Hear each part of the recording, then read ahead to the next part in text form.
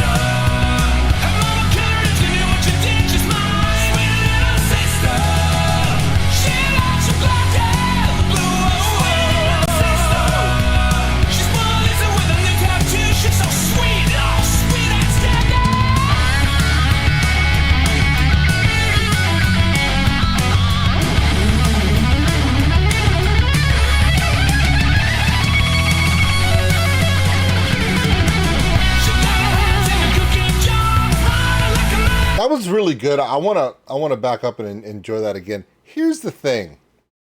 Skid Row is a very infamous band. Infamous in the fact that you need to go check out some of the behind the music and documentaries about this band. This band just got caught up in like the worst possible situations. And okay, so the only reason why they were ever a band was because two of the founding members, I think the bass player and the guitarist, were friends with John Bon Jovi. And like long before bands. And they said, if any one of us ever makes it big, the other one's got to help us out. It actually happened. The problem is that when they finally got signed with a deal, John Bon Jovi, or some of the members of Bon Jovi, I don't know how it worked out, but took some of their points off their album, like because they found them.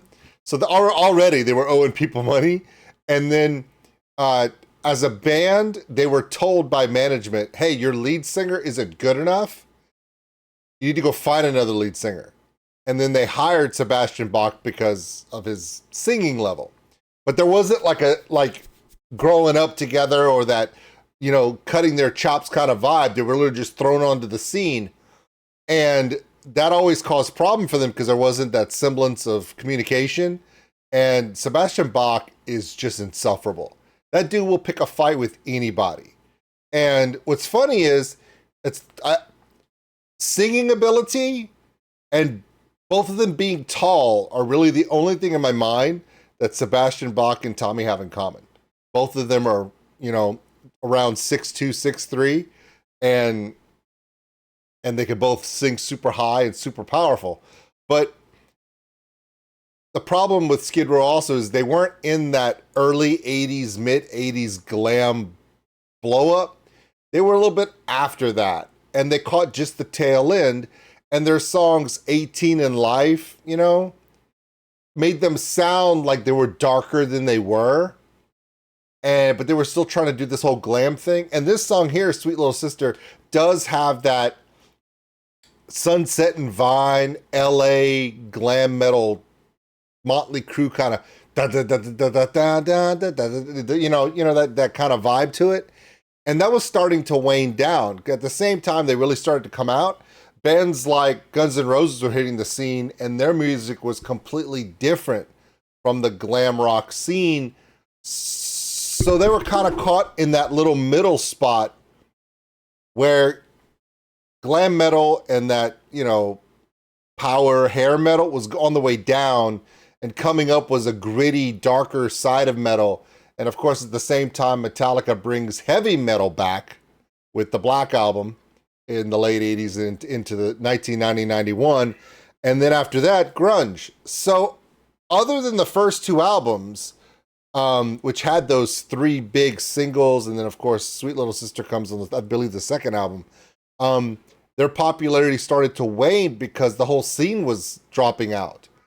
And they didn't have that staying power because there was always friction in the band. Of course, Skid Row is still around, even even now, but, you know, and a lot of you guys know that a special little, you know, popular Swedish vocalist, not on this particular video, was with Skid Row for quite some time. So the band had staying power, but if they had come out, if they had started just like 3 or 4 years before they did, they would have hit that giant wave of hair metal and glam metal, and it would have been huge for them. It would have changed their career, I believe. And also, finding a lead singer so late and right before they take off because management says so, it rarely works out, and it didn't in this case at all. So it's a very interesting song choice, and I know why Tommy chose the song. He says it in the description. It's for his sweet little sister for her birthday. That's the best excuse I could think of, or reason. But yeah, this one is a little different for me because this is one of the least vocal-centric songs from Skid Row. If Tommy did 18 in Life, come on. He'd have to belt it, you know, in a Sebastian Bach kind of way. Sweet Little Sister was a hair metal hit. I mean, it was fast. It was kind of a devil may care. And Tommy kills this, of course, but a lot of us with Tommy's vocal range and his power would love to see some of those big, bombastic, ballad, vocal-centric hits from Skid Row as well. Oh, also another fun fact, Skid Row is not from LA's Skid Row, the dark, seedy, you know, alleyway near Sunset Boulevard. The band members chose the band name because they were on the way to the studio. They didn't have a band name, and the bass and guitarists were on their way in their car. They were driving down the New Jersey Turnpike because they're from New Jersey. Saw skid marks in the road and went, skid marks? Skid Row. Oh, and that was it. No elaborate story. They just saw tire tracks in the road, and there you go. Dumb.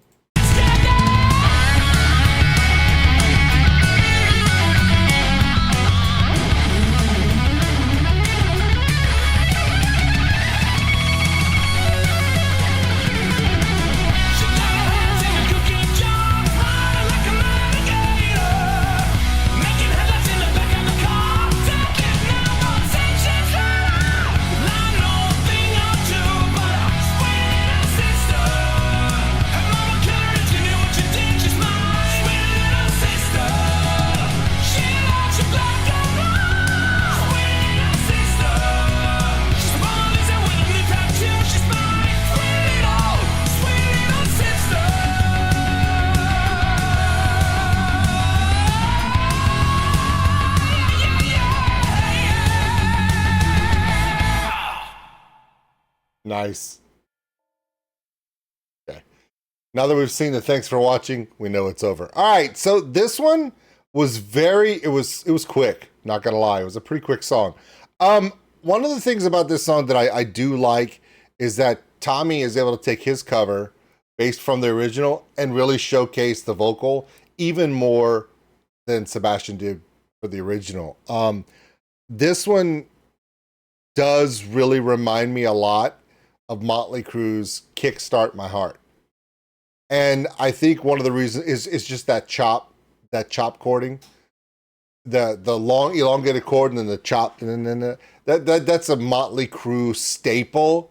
And I know for a lot of you who don't realize this is during the time when they were writing a lot of their own music at the time, full band write-up, and they were being pressured a lot for a follow-up album by their record label, and Doc McGee, the infamous, agent for every metal band you've ever heard of, from Motley Crue and Aerosmith, I mean, Bon Jovi, and that was all kind of, it was weird.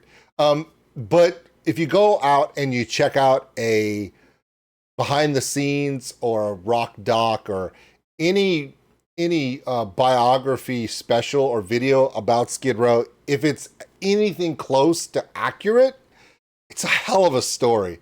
Sometimes it's a little scary, little worrisome, and you're like, if only they had actually. That should be the name of the title of the documentary about Skid Row. Skid Row. If only they had. That's pretty much how it goes. Tommy, of course, great job, and it's a very interesting cover because he kind of cleaned up the music a little bit, because this one was a little bit devil may care in the original, and really put vocals forward, which is something that normally Skid Row would do in some of their originals, but even by this time, they were doing more sound driven in the audio for the music, and kind of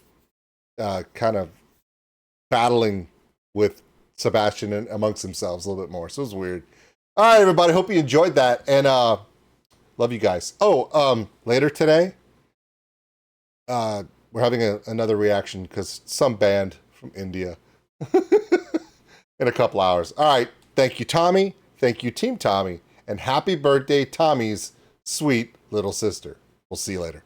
Thanks for watching, everybody. And if you enjoyed this video, give us a like. It really helps the channel grow.